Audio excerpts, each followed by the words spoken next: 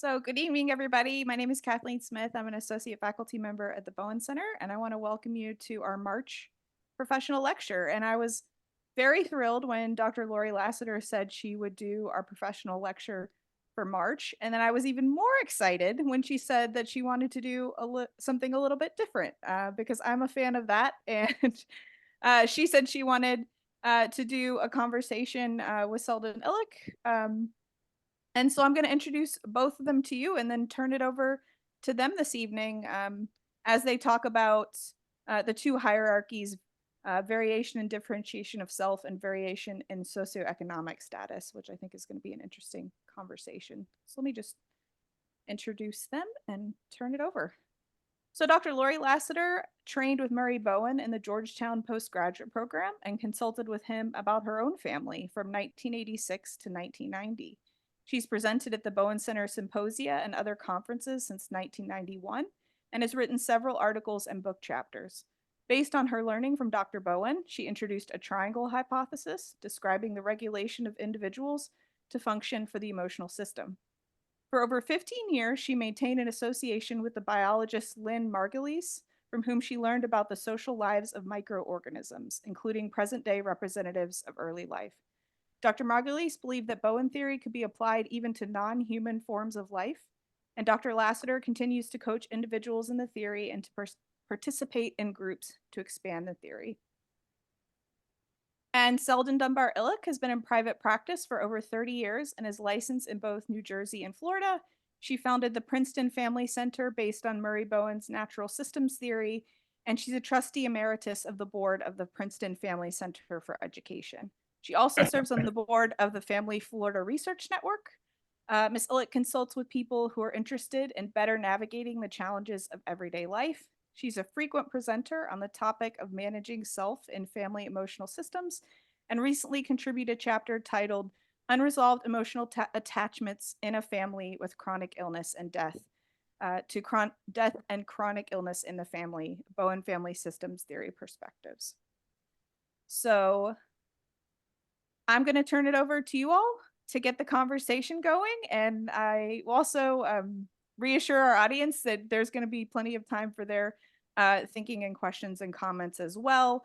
I ask that you hold your comments not in the chat box, but to use the raise hand function when we let you know that that time has come, and you'll be able to voice your questions and comments at that time.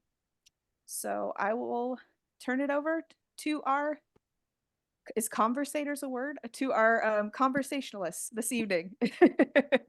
Thank you, Kathleen.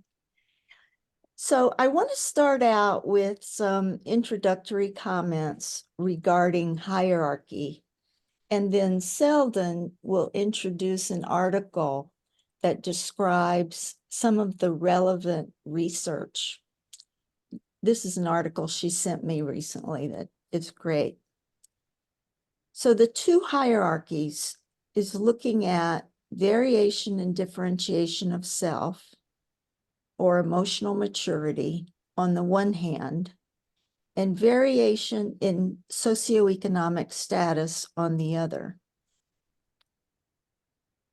As Bowen posited, the natural process of variation in level of differentiation of self is independent of social status, beauty, intelligence, or talent. It's roughly equivalent to emotional maturity, and it is a separate characteristic that has to do with the degree that an individual can sustain a separate self emotionally while engaging in relationships with others.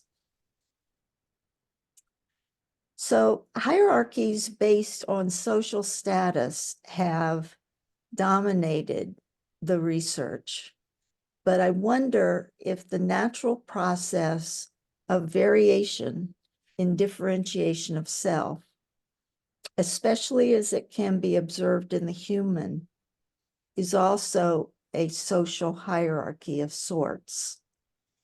And my reasoning behind this idea is that One's level of differentiation of self or emotional maturity is a determining factor in life outcome.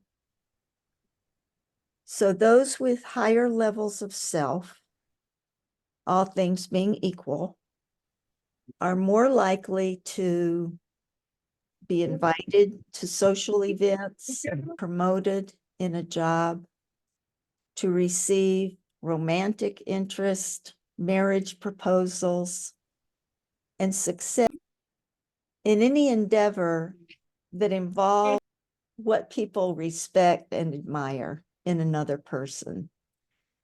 So in addition to social skills and appeal, people with higher levels of differentiation tend to be effective in what they set out to do. One's level of differentiation is automatically assessed and compared to others. This is just what we do as a social species, regardless of whether observers have ever heard of Bowen's concept. People who have a higher level of emotional maturity are often described as he's a solid guy or she's really together. So you know what I'm talking about. Because as a human social species, we're very aware of where people are in this kind of hierarchy of maturity.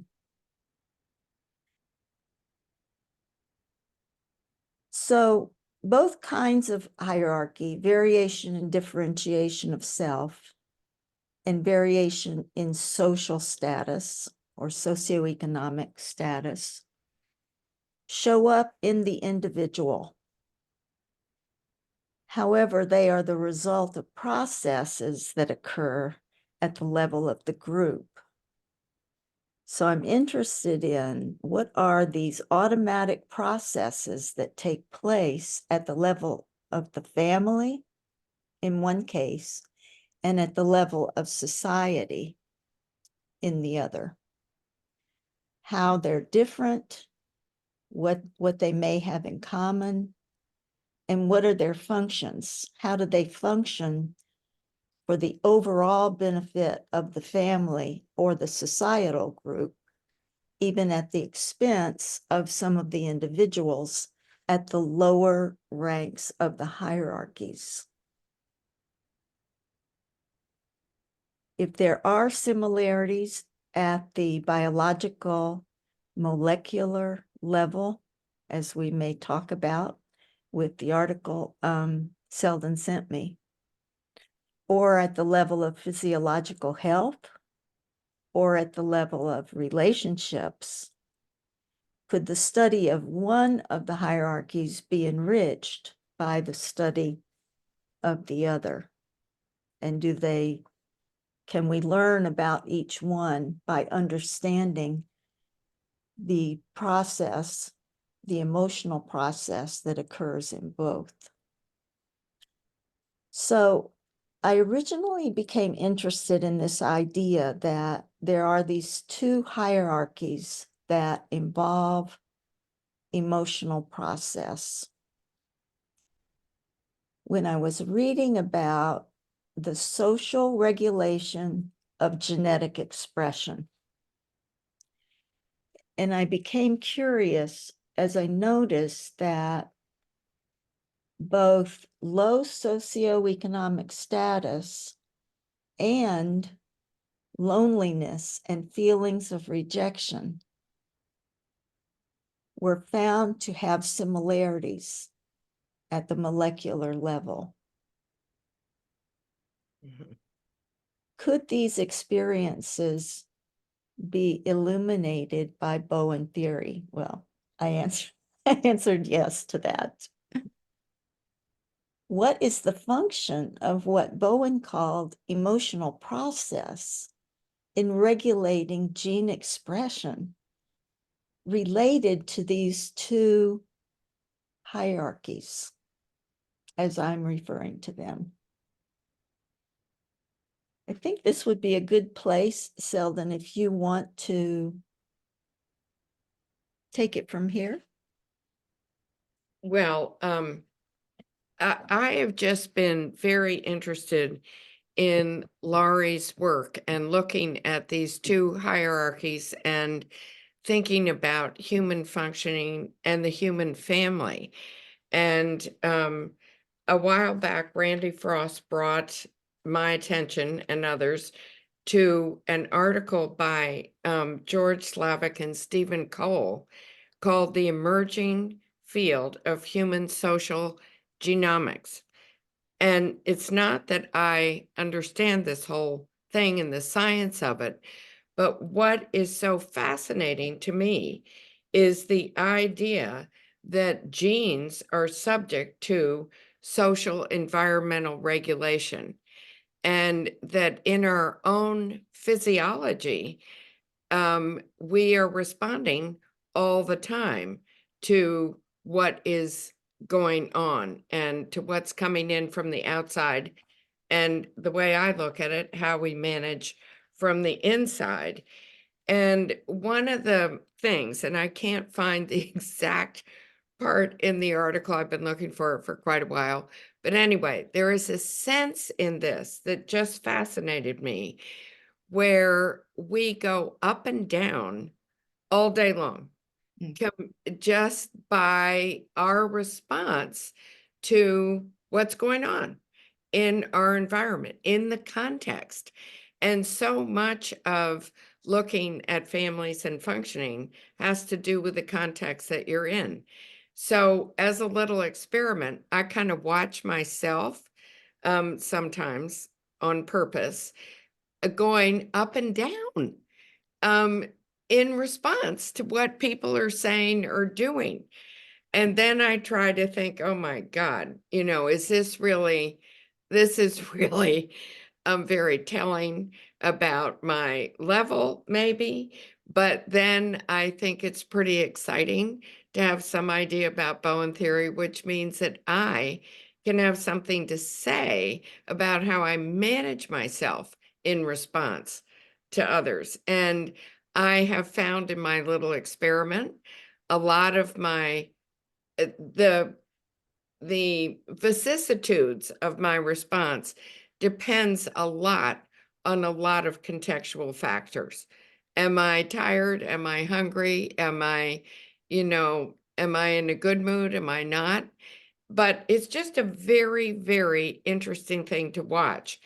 And then this just sort of flows for me into Laurie's work on the variation that in social economic status, and thinking about the fact that there really is a way, it's not just that you're in a certain status, and but it is, what do you do within that? And one of the things, and I think Laurie will be talking about Sapolsky and Marmot's work, what fascinates me about this article and Laurie's work is that there is something, it's not just that you're in a certain segment of society. It is what is and this is the way I look at it. What is the family that you've come from? What does your family do? And it seems to me that the family unit has a lot to do with the variation that is in these social units. Are you in a high socioeconomic position? But there's lots of variation in the way people function in that way. And Walter Smith made it very clear in an absolutely lovely way in the 2024 international meeting, about the variation in people in high levels of economic wealth who some function very well, some don't function so well. And the same thing is true in poverty levels. And so what gets really interesting is the role the family plays. Let me jump in, Selden. I really like what you said about the family being the basis often for both socioeconomic status and level of emotional maturity. It's really interesting. And it's not as, you make it a very good point, and I really liked Walter Smith's description of this too at the international conference, that emotional maturity is not linked to socioeconomic status. They are two, I think that's very important. And I think we can be misled, and I know I have been at times, when you meet people of high socioeconomic status, they can appear more differentiated, which I think is fascinating. I remember meeting a man, he'd been diagnosed with schizophrenia, very difficult, very intense family situation, but he was an heir to a very famous family. I won't mention what family, but it fascinated me that the way he managed himself, introducing himself to me with confidence, these are all things that he learned through his socioeconomic status in his family. But I want to get back to what you were saying at the beginning, Selden, about this article you sent me. And again, it's The Emerging Field of Human Social Genomics by George Slavich and Steve Cole. And Steve Cole, you know, has been at the Bowen Center. And I just want to read this, I think it's the first sentence in the article. An emerging field of research is demonstrating that external social conditions, especially our subjective perceptions of those conditions, can influence our most basic internal biological processes, namely the expression of our genes. You have a good day? Yeah, I did. What? I think your assumption, Selden, is correct, that this change in our genetic expression can shift even throughout one day, having to do with our social, in a sense, our social position in our relationships, in our groups. If we experience it as being physically safe, if we experience it as being socially connected and part of things, or if we experience being rejected. And our genetic expression, it's really fascinating, isn't it? That hundreds of genes shift in a moment if I'm experiencing a put down or feel rejected. And they emphasize that it's the individual's perception Yes. of that social situation. And I think you're right, bringing in Bowen theory, one can learn to manage oneself in a variety of social situations. And becoming more objective about these processes, I think, can immunize us in a sense if we participate, if we engage over and over with friends, with family, with social groups, work groups. We can immunize ourselves against taking it personally, which they point out. I mean, they actually say that the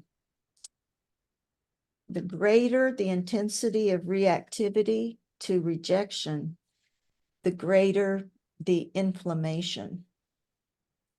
What did And- you think of the inflammation they discussed in the Pardon article? me? What do you have any thoughts about the relationship of social stress, especially chronic social stress, but even momentary social stress, the relationship of that to increased inflammation? Well, it makes sense to me, and I think it's fascinating. I don't understand how it works.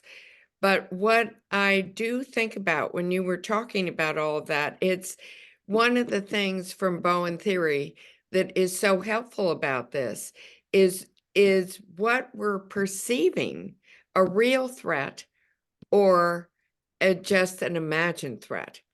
And when I go through my little thing, like watching myself go up and down during the day, one of the questions I ask myself, hey, girl, is this a real threat or is this just an imagined threat? And if it's imagined, what's it connected to? And what do you have to do about this? And if it's real, what are you going to do about it? But, you know, Yeah. um, how do you think about inflammation and um, perception? Well, first I want to respond to what you just said to emphasize that even imagining negative social experiences, anticipating, that it's going to be bad, imagining rejection will affect your genetic expression. Yes. I mean, isn't I that's think that's wild? profound. That's profound. Yep. That worrying about it, anticipating it, imagining it can also change our genetic expression. So how this works with, as I understand it, with inflammation is the central nervous system notices some kind of threat, and social threats are experienced as real threats. Mhm. And then that gets communicated to the immune system. And the immune system, when it gets a message from the central nervous system that the individual is either experiencing a threat or may be about to experience a threat, the immune system will increase inflammation. Now, as I understand this, it makes sense that the immune system would do this because, well, we're talking about the innate immune system, not the adaptive. So the innate immune system, what's good about it is it reacts immediately before it even knows what the threat is. So it reacts immediately to cover all the bases, including the possibility of physical harm. So the immune system increases inflammation in case the individual is vulnerable to physical harm, as in war.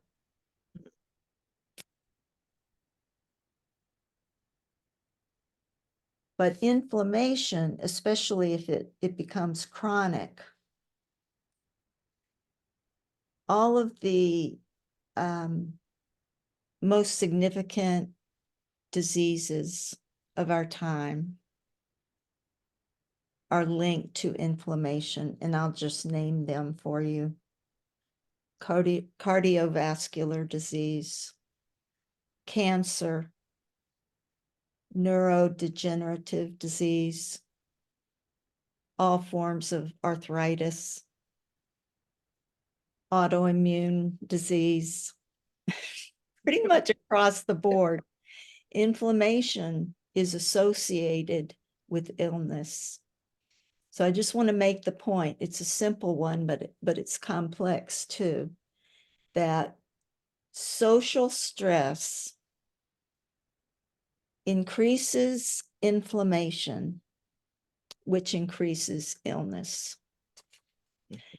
And importantly, as you've said too, Selden, it's not just the social threat, but it's how we respond or react to it. Mhm. And the more we can lower our reactivity to just what you were saying, this process that you go through, looking at or asking yourself, is this realistic? Is this a real threat or not? And if it is a real threat, what do I need to do about it? Those are all ways that the higher areas of the brain work with the lower areas. In other words, the reactivity is automatic, but the thinking mind can have a good effect for us in how we manage our reaction to social threat.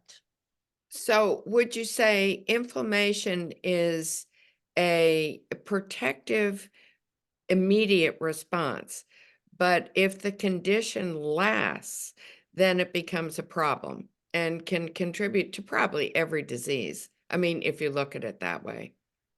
I think so. Yeah.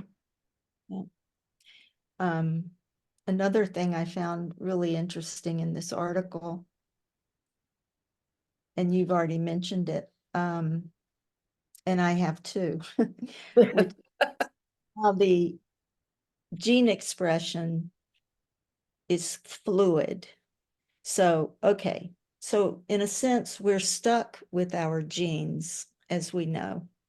Our genes are pretty stable, but in this sense, they're not really, because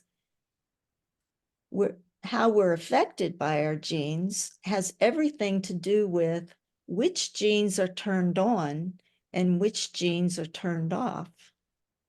And in an optimal situation, the genes, the genetic expression is going to be very positive for our health. Anyway, getting back to this point that I'm trying to make is that it's very fluid. It can shift, as you're describing, Selden, several times a day. So what's good about that is that it's not set in stone the way our genes are. Our genetic expression, if we can change the way that we live, if we can change our relationships, if we can change our role in our family and other groups, we can affect our genetic expression profoundly. So the point I'm trying to make is genetic expression is very fluid, and that's exciting that we could do something about it in a way that we can't do about our genes themselves. But the problem is that we tend to repeat these same behaviors and reactions. We tend to continue to take things personally. When we do that, it has a negative effect on our genetic expression. So it's really interesting that so much can change for you if you can change the way that you live. And think, right? Think, exactly. Yeah. Exactly. But, is this a good time for you to talk about the difference between hedonistic and that other one, eudanistic? What I'm hearing as a link about this is that there really is a kind of quality of life that people can choose or not choose. And the way that what Stephen Cole said about the hedonistic people is that they say they're happy, but the genes say they're not. And I think that is fascinating. Yes.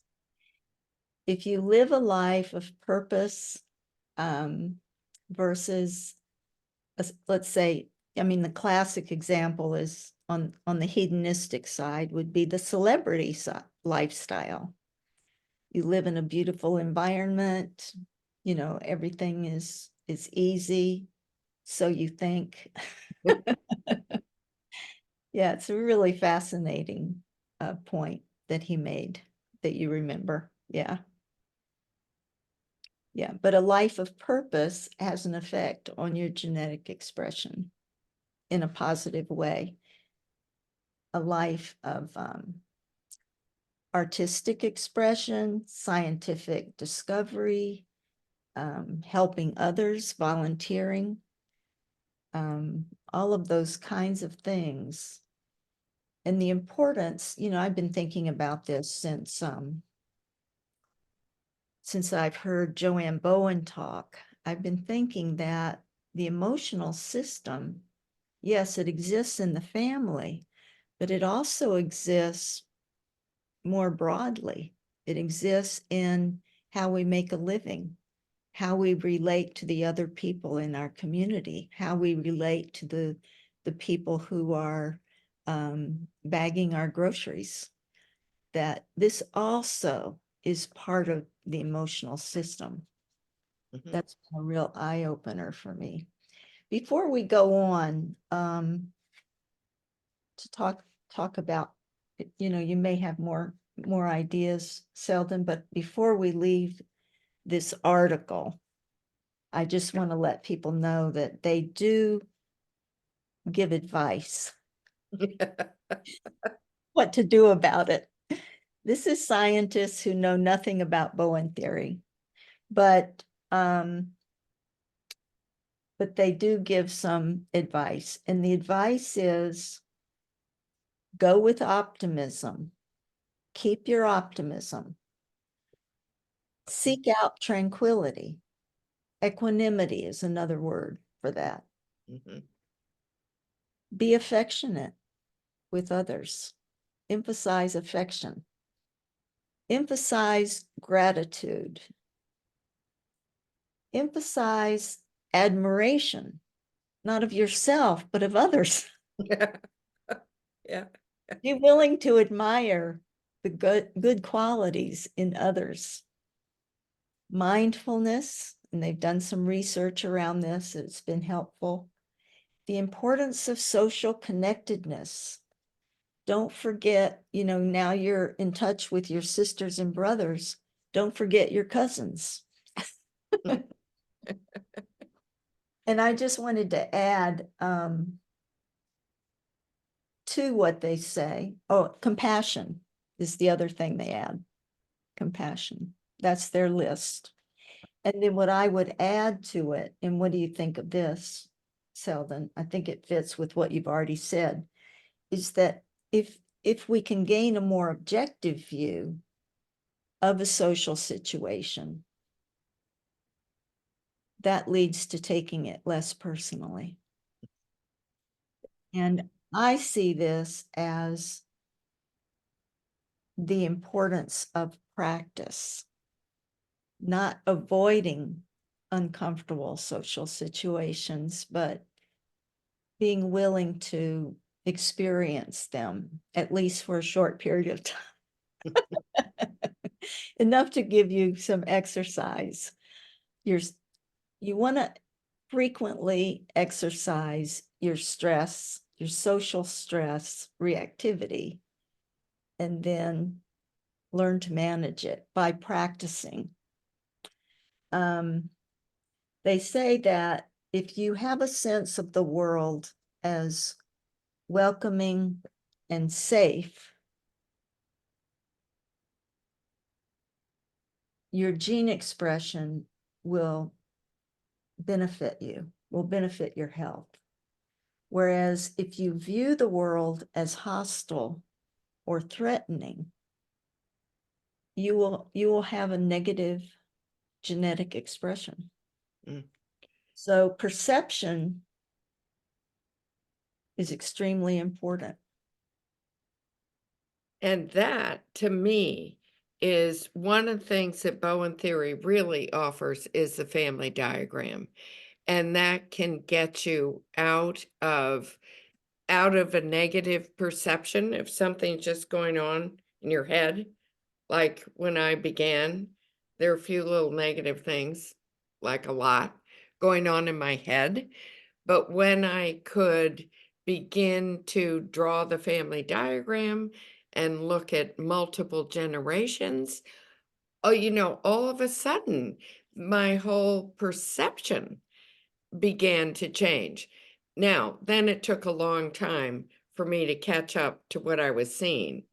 Bowen talks about you can know something intellectually for a long time before you really know it in your being.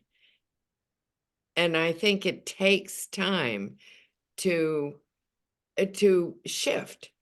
Mm. If you've had a negative outlook and want to be much more factual about how life is.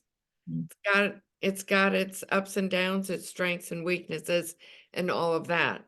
But anyway, I just was thinking about how to get out of a point of view that is trying to is sort of feeling less than, nobody's less than and more than in a way. And if you can really see how your family functions, you can see that all these aspects are in there. Mm. I'm not saying that very well, but the point I'm trying to make is that the family diagram is a fascinating way of being able to expand the facts of family functioning. And when you see the facts, you're not as likely to perceive imagined threat. Mhm. I think that's a good point. I think knowing that or having a broader understanding and looking at the family diagram, the multi-generational process, I think that broader view is very useful. And the other thing I think is very useful is a knowledge that I can do something about it.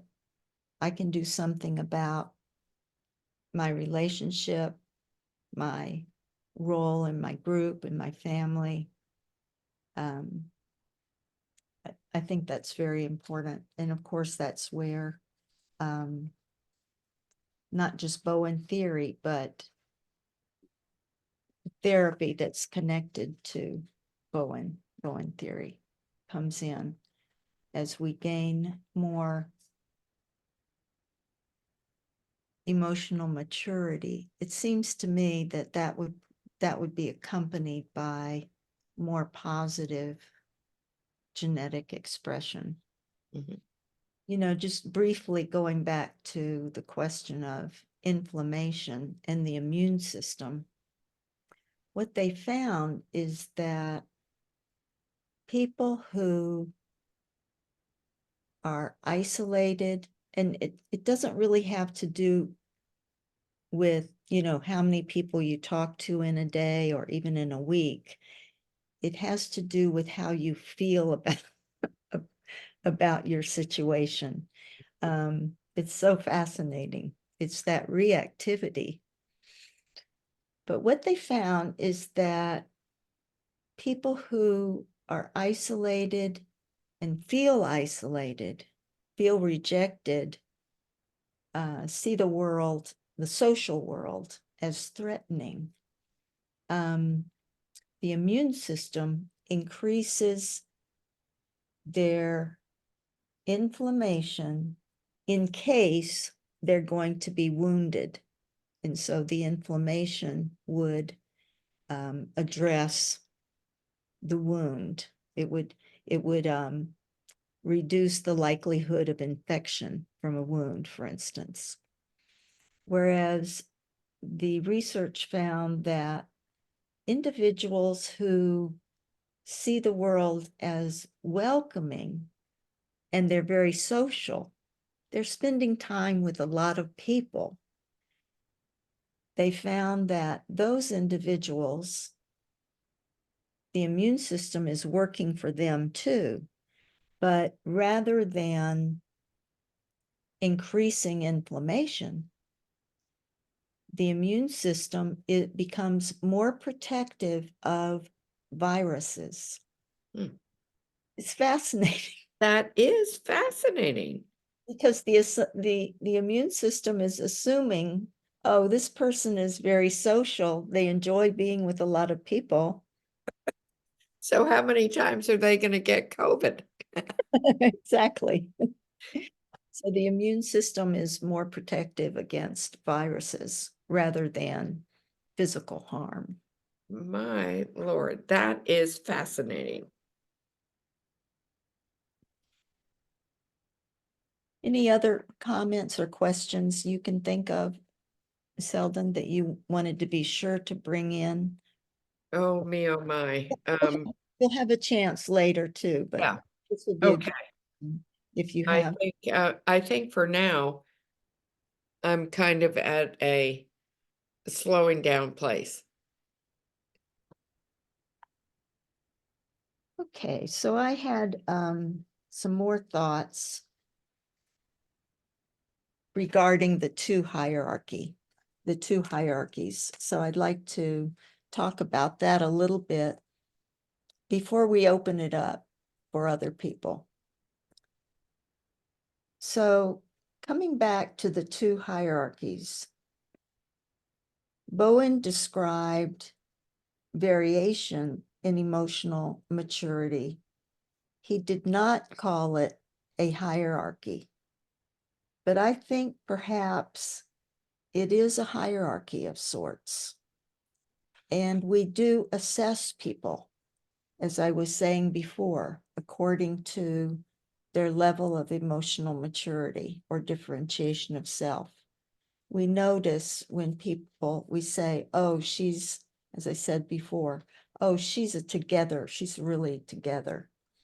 What do we mean by that? I think it has to do with this emotional maturity. And there is a kind of, if you will, there is a kind of hierarchy of emotional maturity. And I'm very curious about it. So just to go back to socioeconomic status, that hierarchy.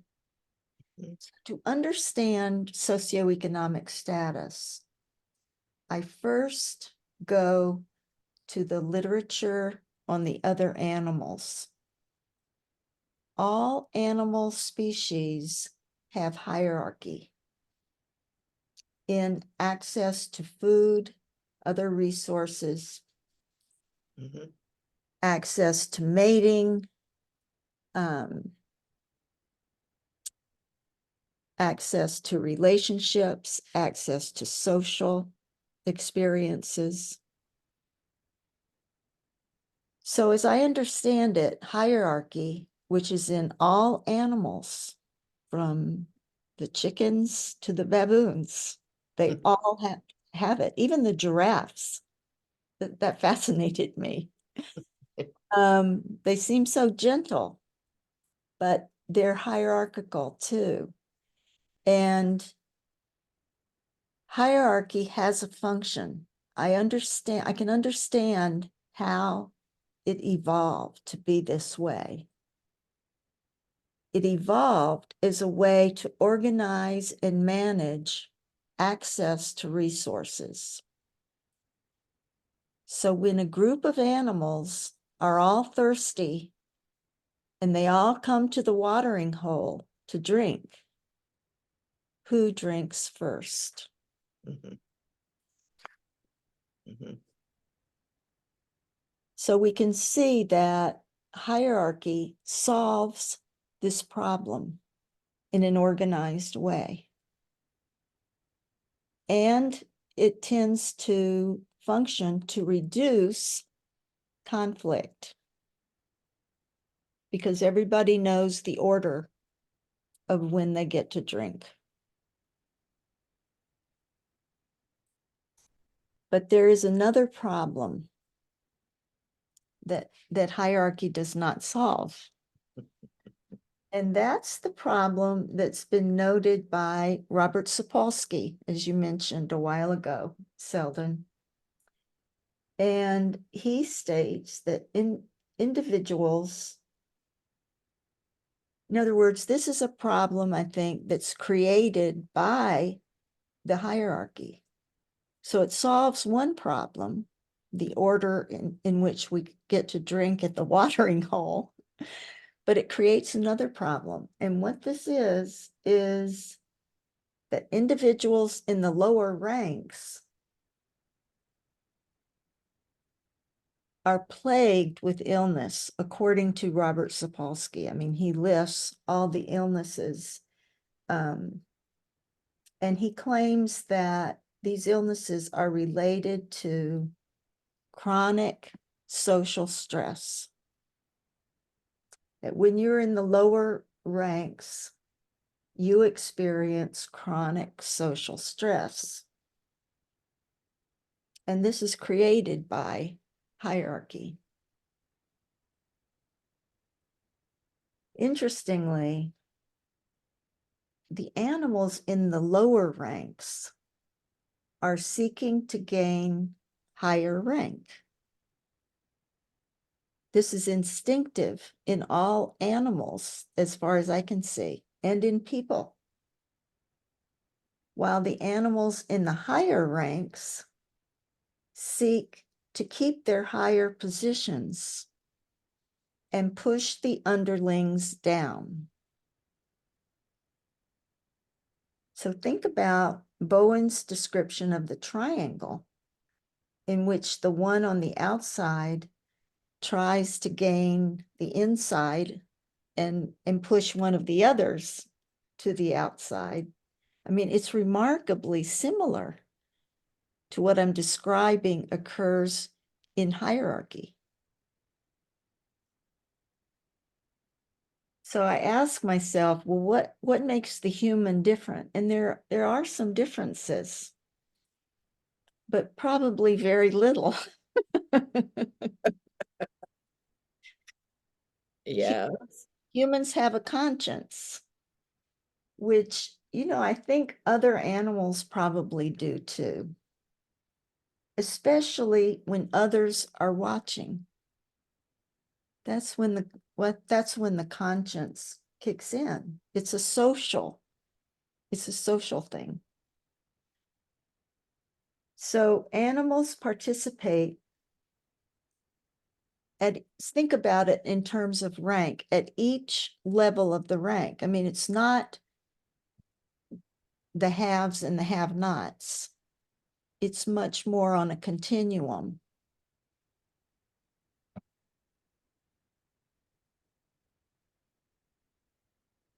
Animals participate in various ways to insult and put down those in the lower ranks, including making aggressive faces at them, spitting on them, biting, and leaving them out of social interactions.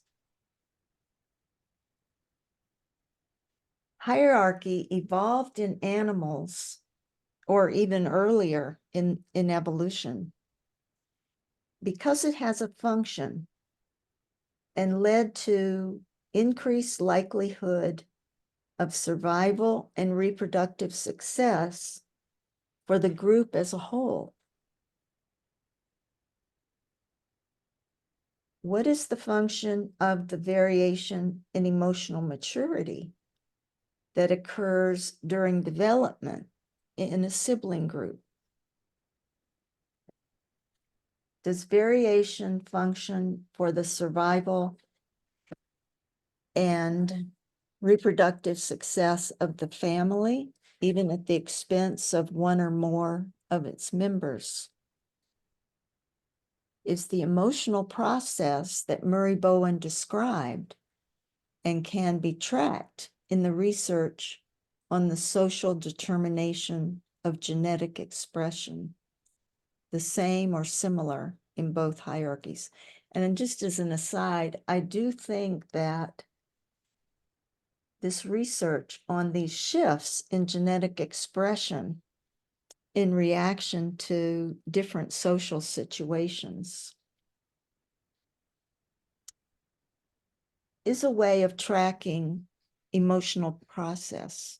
So I'm curious what other people think about that, but I think it is a way we haven't found a way to research it in Bowen theory, but I think the research to a degree is right there with these shifts in genetic expression. So I don't recall Dr. Bowen ever talking about getting rid of variation in emotional maturity. I think he didn't take on that we shouldn't have variation, but he was interested in finding a way out of the problem that I was saying hierarchy presents for us and for the other animals. For the human to be able to increase emotional maturity without decreasing it in some others, as happens in that original sibling group in the family.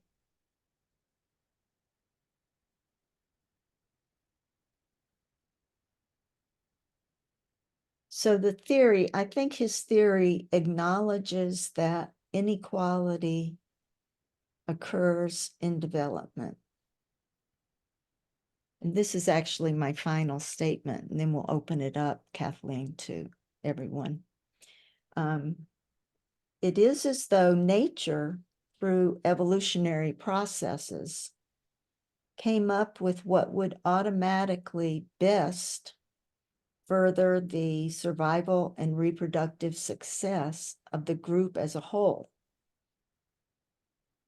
Murray Bowen set out to understand and work with evolution. I think he wanted to tweak it, not just leave it as it is. To give individuals and groups a way to increase the emotional maturity that nature did not automatically give us. Kathleen, I'm ready. Oh, I should ask you, Selden, what are your last thoughts? And then we'll open it up. Listen, I think your last thoughts are beautiful, and I think it's a perfect place to stop. Except now I'm not stopping. I'm sorry. I just think that to give individuals a way, I think that's the whole effort, is how to be able to be a mature person and give other people, give permission to all the others around to have the room to be who they are too. And that is a part of differentiation. Anyway, it's the hierarchical, what's in the animal world and what does appear to be in the human world is a problem, I think. And your discussion of this is a very wonderful way to think about a way through this. Yes, I think it is a problem for all of us. We're either,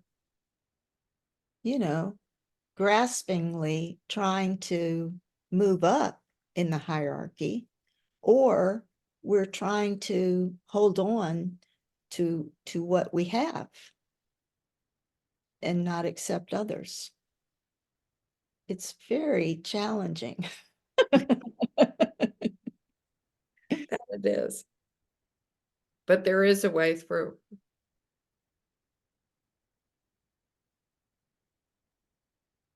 All right, are we ready? Okay, if folks can use the raised hand function, I will call on you. Please don't put your questions in the chat. I will ignore them. Please raise your hand and we'll go from there. Ann McKnight?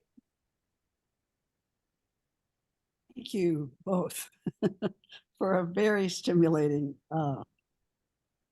presentation. I'm not sure I can follow all the different levels of genetic expression, and but I did have some thoughts. I mean, I've read those, but I haven't put them together the way you have. So thank you both for bringing up these questions. So I have been mildly interested in chimpanzees and the social hierarchy of chimpanzees. And one of the really interesting Netflix documentaries is called Chimp Empire. And I don't know if you've ever seen it, but I agree with you. I mean, I think that a hierarchy in animal worlds keeps a social order. I mean, you could say it's access to resources. You could say it's access to mating. You could say it helps to quell male competition. I think it has a lot of functions. And I have read Sapolsky on if you're down the social order, you have more stress, which makes sense to what you're talking about, which is there's more to be afraid of if you're lower in the social hierarchy. So all that makes sense. What I think is it's not as, I guess my reaction is it's not quite as simple as that. I think at the different chimp troops, there are higher levels of functioning in the alpha as well as lower levels of functioning in the alpha. Mm-hmm. And the higher functioning alpha males are very accepting of the females. They don't use a lot of violence. They are seen as nurturing to the young, and the lower levels of functioning, go around and beat up everybody. But in the hierarchy, they're all at the top. But I think there's variation in the emotional functioning of the hierarchy, Mm-hmm.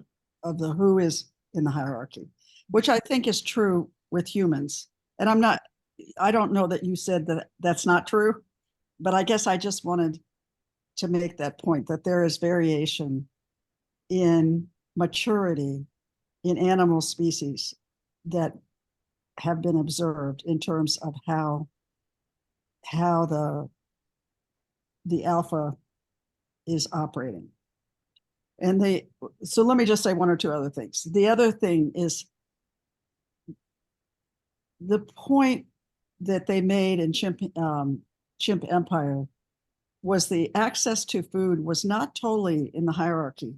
It was also in the coalitions, which I think is also true in alpha.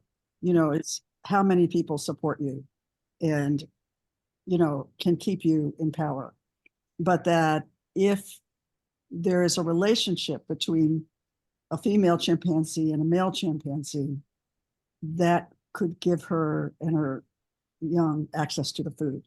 So it's a complex hierarchy. Is not just about hierarchy. And then the last thing I would say is, although the male tends to mate, have the most access to the females, if you look at the society, there's all kinds of times that the younger males scamper off with the female when the older male isn't looking. So there's variation and flexibility, I think, in a hierarchy that is not simply unidirectional. I guess the last thing I want to say, because I think that's similar to the human to our human society. There's a variation in maturity of people on the top of the heap. It As was, we, yeah, and That was the point that Walter made so well, that it doesn't matter where you are. There's lots of variation within that, whatever that group is. and I really appreciate your bringing in the complexity, just stating it, and it's something to keep in mind. I remember how interested I was to discover that the alpha male of the chimpanzee is, as you're saying, gets along with a lot of others and gets the position of power more through coalition and even friendship than how physically strong he is.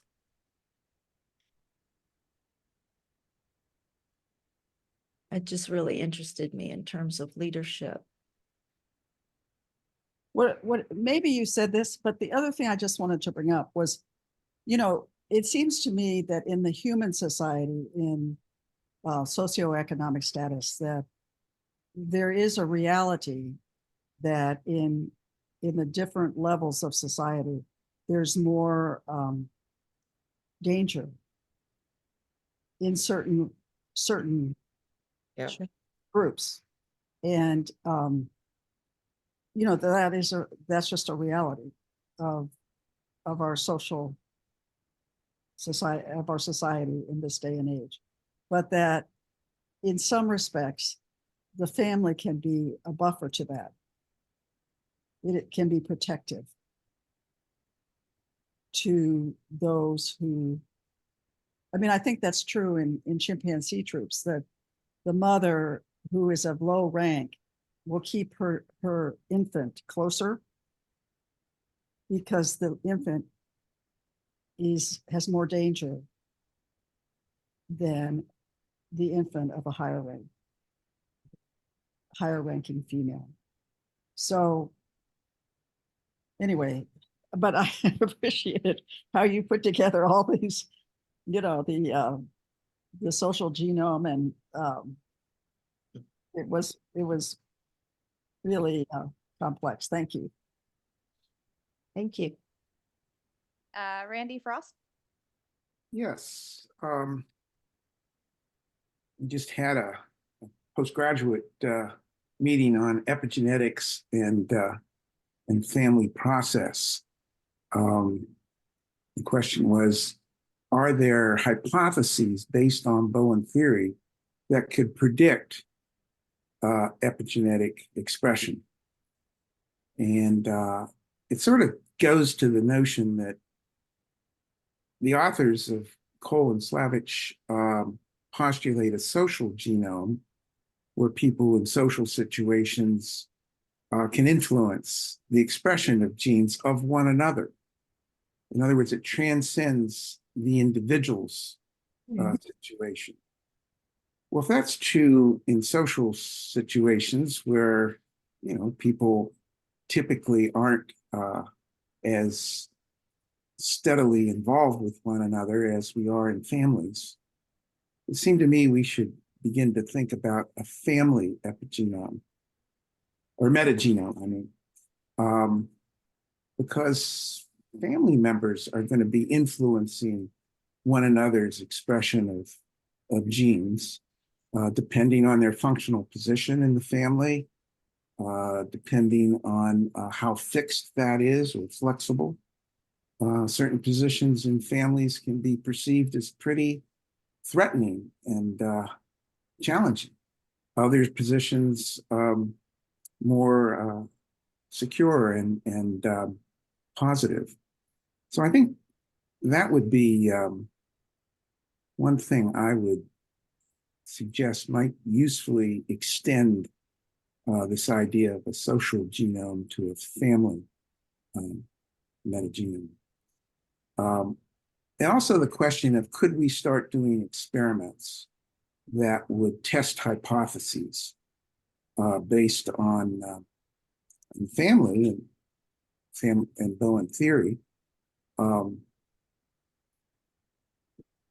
If a family therapist took a baseline of functioning, not just in terms of the family diagram, but did some epigenetic testing to see what the status of the epigenome is in members of the family. And then over a course of family therapy, does that change significantly? And under what conditions might it change? Could we make some predictions based on theory? I think the same thing could be said in terms of the social economic status.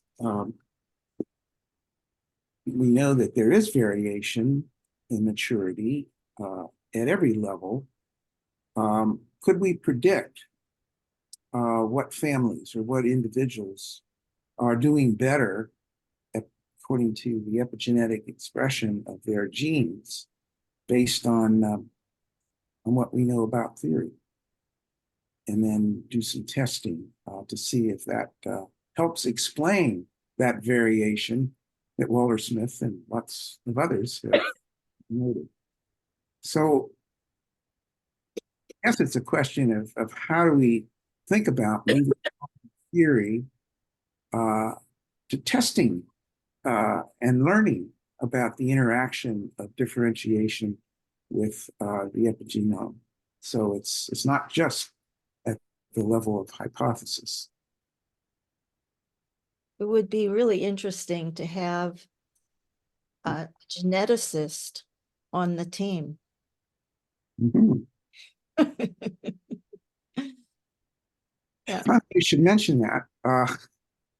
We had Steve Cole in Vancouver a few years ago, and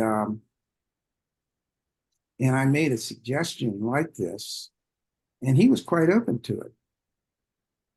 He said he'd be willing to lend a hand with the design of such a study. So that may not be too far-fetched. Great. Ann Nicholson.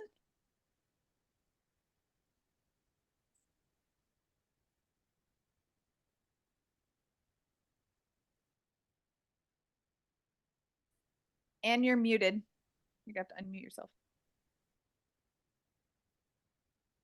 First, I want to thank you both for this really rich presentation, which is really thought-provoking and stimulating. So I want to say how much I appreciate that. But I'm thinking of hunter-gatherers living millions of years ago. And they had a great emphasis on equality and sharing.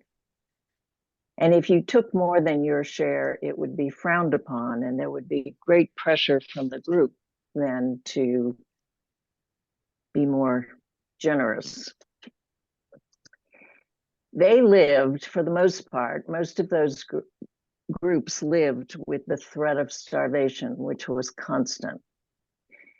And so my question is, how does environment influence hierarchy?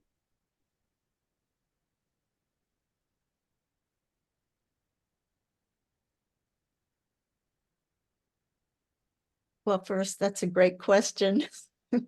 I thought so too. I don't have an answer for it, but I thought it was a good one. I'll just say a little bit and then hand it over to Selden.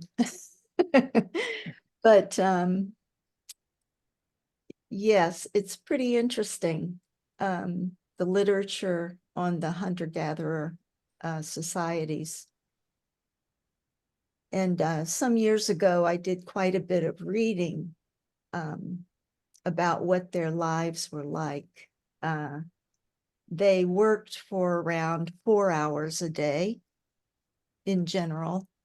Their work consisted of the things that we do for recreation, picking berries, hunting, and they spent most of their time socializing, telling each other their dreams. This is reported by the early anthropologists who encountered these societies. However, as I read, more closely, because I was looking for it, I was looking for the hierarchy of emotional maturity. And I think it's definitely there. Mhm. They would have problems with young men, especially, but not just young men. And the entire group would get together and they tried to solve their problems as much as possible through consensus. And they would decide they were going to kill this man because he was making too much trouble. And then they followed through and they did that. So that was one thing that struck me, but there's many descriptions of other situations of conflict, the poisoned arrows that were hidden by some people to try to avoid others being killed. Emotional process is right there, in my view, in hunter-gatherer. Yes, the socioeconomic status situation is significantly different. And one of the things I enjoyed about that is how many women were leaders. Leadership was based on, kind of getting back to Anne McKnight's comment about the male chimpanzee. It had to do with social skill. Who was the leader? And in the hunter-gatherer, women were often in leadership positions, probably as mediators, because there was a lot of, inside the tribe, there was conflict. So anyway, that's my thought about it, that one hierarchy was significantly different, but the essential, what I see as an essential hierarchy of emotional maturity was certainly present, which makes sense. Would be. Thank you. All right, is it Thaisa Malbar Rodriguez? Yeah. Tell me if I got your name wrong. Yeah, that's right. Okay. Hi, everybody. My name is Marco. This is Thaisa, my wife. We are Brazilian. I'm a psychologist. She's a psychiatrist, and we both use Bowen Theory in our clinical practice very often. One of the things that I was thinking about while hearing the part about genetics and the influence of our context in the expression of our genes is that we've been diving deep in the content of this biologist. I don't know if you're familiar with him. He's called Michael Levin from Tufts University. He's a prolific writer. I think his PhD from Harvard. I don't know. He's in his 50s and he publishes a lot. And he operates from a very different paradigm. He's more focused on the bioelectricity. So he's having a very different approach that is very promising. He's had some small successes in, I don't know if curing is too strong of a word, of cancer in small animals. And what he does is he manipulates the bioelectric signal in the medium, and that changes the behavior of the cells. So he uses a lot of planaria in his research, which is this very small worm. And he says, and this worm regenerates itself. You can cut it in 200 pieces, and each piece it's going to grow a new planaria. And he says this animal, since his reproduction is by Bisection. Is Yeah, it's not sexual. As far as I don't know if it can be sexual as well. It's bisection. Yeah, not but I know. Yeah. Anyway, it has a very, very massive genome. It's a horrible genome, and it's one of the most cancer-resistant animals in the planet, apparently. And he says that it's just because the manipulation of the bioelectricity in these animals is very, they're very apt at this whole process. And I think that, and one of the experiments that, one of the many experiments he does all sorts of crazy experiments like mixing animals and all that. But one of them is he puts like a cancer cell inside an organism, and he manipulates the bioelectricity, and he makes that cell dance to the same tune as the other cells around it, and suddenly is not cancerous anymore. Mm. And he does the other way around too, where he manipulates the bioelectrical signal of healthy cells, and they start acting like cancerous cells. And he's very open to invitations. There are tons of participations that he does in there are tons of videos on YouTube of him participating in lectures in many different contexts. I think he would be interested in the Bowen perspective, because he's very open to all sorts of possibilities. But one of the things that I think is, from this paradigm where we're not looking exclusively to the genome, maybe it's even simpler to relate to Bowen theory when we're talking about bioelectricity, because it's a very, as I understand, it's a very constantly shifting and fluid phenomenon. And if that's behind a lot of the illness processes, I just think it's another way to understand how our context, our family, and our context in society can also change our bioelectrical signals and influence our health. Maybe in a more it's more tightly interwoven with that perspective than even genetics per se. I don't know. It seems like is closer to what we're talking about, but maybe it can be both. It can be genetics and bioelectricity. I just wanted to share that with you. Thank you. Thank you very much. And many of us will be looking up Michael Levin at Tufts to find out more. A friend sent me, I think it was a chapter in a book, actually, looking at electricity in cells. One of the ways that it related to Bowen theory is that the environment of the other cells. So you could think about the other cells in a tissue as being social with each other, and that these other cells would have an effect on that individual cell and whether it became cancerous or not. It's really, really fascinating.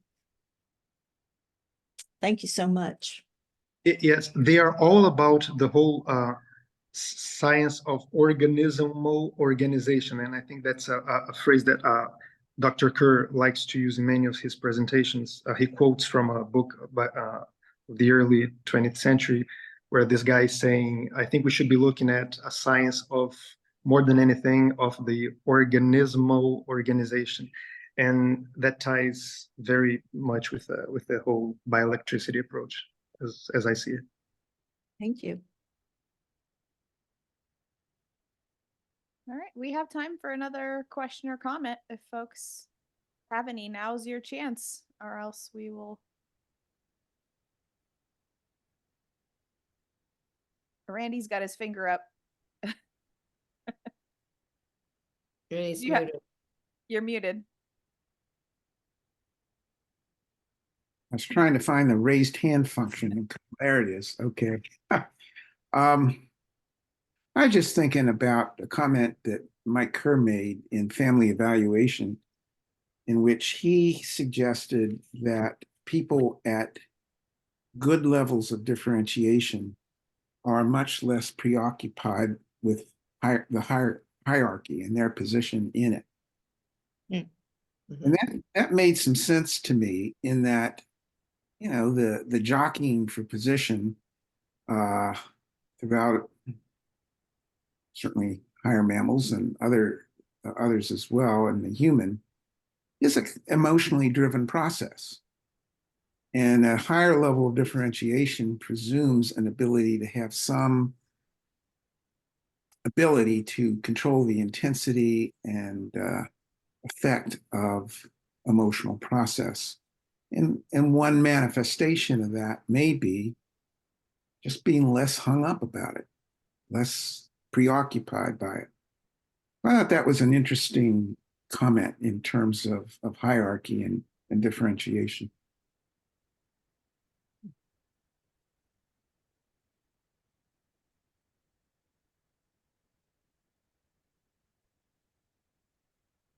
Stephanie Ferreira. Well, thank you. It's such a pleasure, Laurie and Selden, to hear your discussion.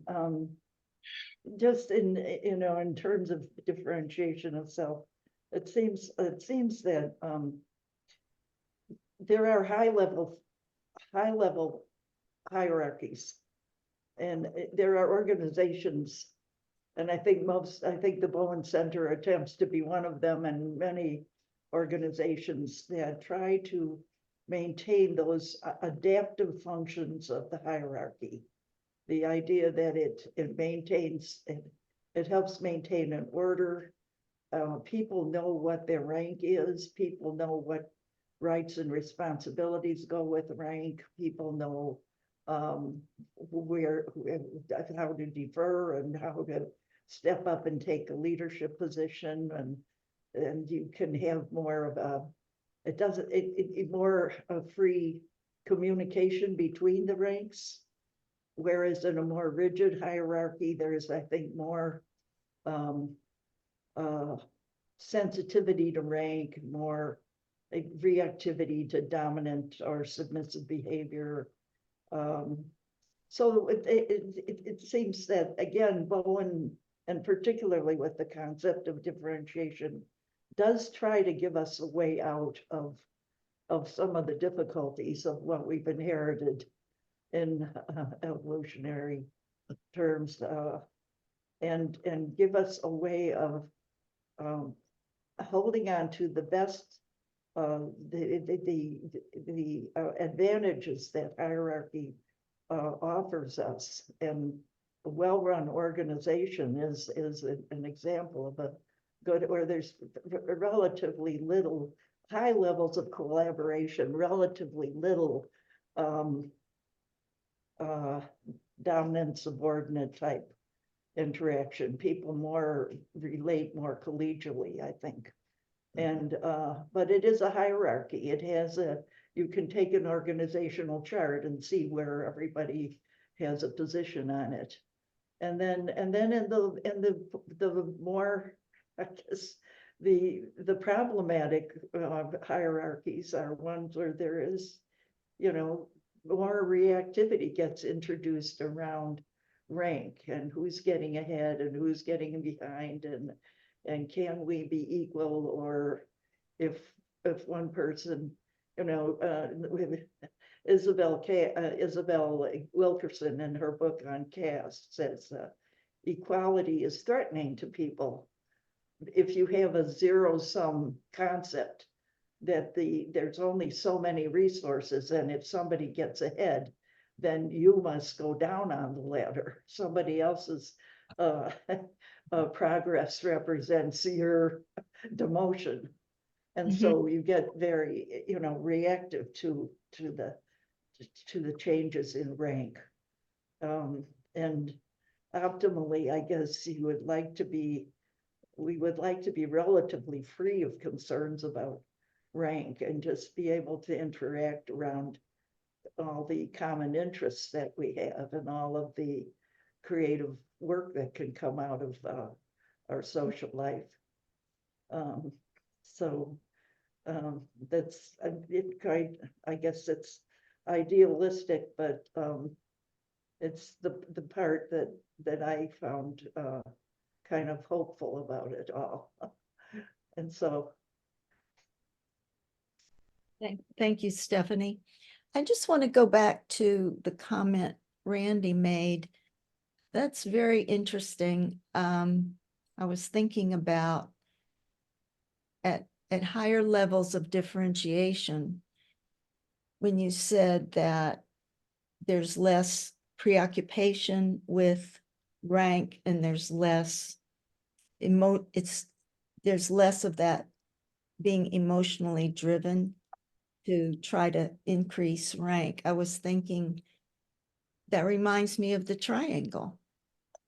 And at higher levels of differentiation, there's greater comfort in being on the outside at times. I just wonder if you have any thoughts about that, of the similarity. That's what I was kind of looking at tonight in part, is similarities of the two different variations or hierarchies.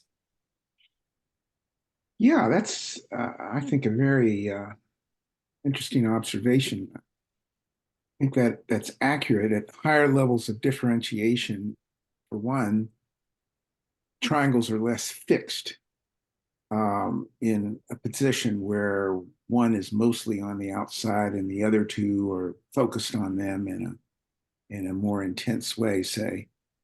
But at higher levels of differentiation, it's not terrible to be on the outside of a triangle. And if you're working on differentiation, you may actively strive to get to the outside of the triangle and relate neutrally to who are having difficulty. So there's a flexibility there that I think at lower levels of differentiation or higher levels of anxiety isn't present. And there's less of a sense of threat, Mm-hmm. which is what the research on genetic expression is looking at. Yeah, partly one of the things that I think is that the work on differentiation is to get factual and realistic about what you can and can't do. And one of the things that I think about is, what can I do? What can I do? And how do I be comfortable where I am and function out of where I am rather than be worried about where I am in a whole group, but just, am I doing the best I can for, with what I've got? There's something like that focus, which I have gotten from studying Bowen theory, that helps me not be, as you say, jockeying for position, but just, this is who I am and what I can do and what I can't do. And I don't know if that's making any sense, but I'm trying to make the point that I think working on differentiation does provide one with a certain amount of autonomy about who one is and what one can contribute. Well said. Thank you. All right. Well, I think we're gonna have to leave it there. Thank you so much, Laurie, Lassiter, and Selden Illick, for having an out loud conversation with your thinking. And thank you all for joining us this evening. I would want to remind folks about the Bowen series, the Bowen Center's Faith, Functioning, and Bowen Theory conference on April 10th and 11th. That is hybrid. I hope to see some of you in person though. And then our clinical conference on April 12th well. Those are the upcoming events for the Bowen Center. So thank you all again for joining us. And this conversation will be on YouTube probably pretty soon. So I encourage you to check out the Bowen Center's YouTube channel to share with others, to rewatch again, and to listen to past lectures. So have a good evening. You too. Thank you.